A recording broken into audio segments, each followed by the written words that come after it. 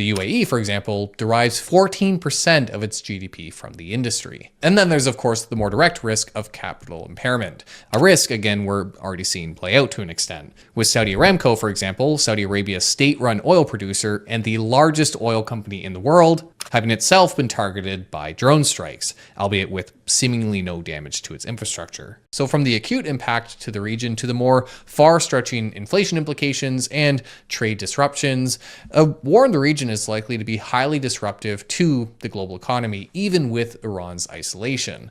And if the conflict stretches longer than anticipated, these impacts could naturally be quite meaningful. Using the Kiel Institute's price of war calculator, for example, which uses 2023 data and assumes an average war that lasts 3.5 years, we can see that a war in Iran could cost the country nearly $1 trillion in lost capital, nearly $600 billion in lost GDP, and cause the economy to contract over 30%, all over a 5-year period, while other countries could cumulatively see a GDP loss of over $1 trillion. Now, importantly, that's a very crude estimate that assumes things escalate far beyond what we're currently seeing. But given the history of Middle Eastern conflicts stretching well beyond their initial scope, it is a risk that's faced here. Now, when it comes to the impact on the US specifically, there's long been this view that war is actually good for business, as evil as that sounds.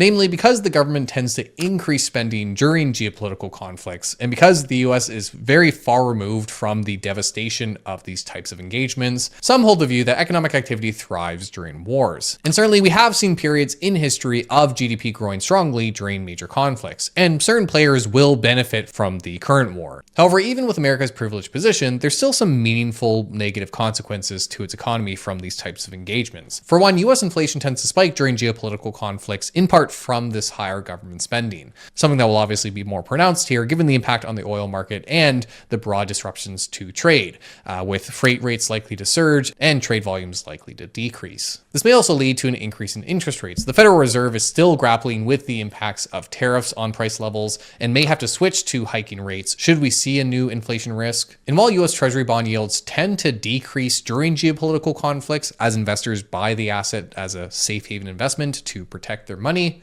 we've so far actually seen yields increase slightly, with fears over inflation seemingly offsetting this factor.